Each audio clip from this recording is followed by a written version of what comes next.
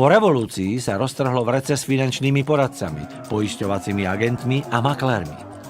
Všetci sa nám snažili ponúkať tie zaručene najlepšie finančné programy. Dostávali za to atraktívne provízie a tak sa do toho púšťal pomaly každý, kto bol bez práce alebo chcel rýchlo zarobiť. Finančné inštitúcie narýchlo vyškolili množstvo poradcov presne podľa svojich potrieb. Viacerí tak často predávali mačku vo vreci. Nevedomí ľudia uverili pekným sľubom o ziskoch a začali si sporiť na dôchodok v rôznych investičných fondoch, na poistkách a vkladoch. Až počase zistili, že po úraze nedostali to, čo im bolo slúbené, alebo že ich úspory sa strácajú. Mnohí sú z toho dodnes sklamaní a už nechcú nič počuť o poistkách alebo o rizikových investíciách.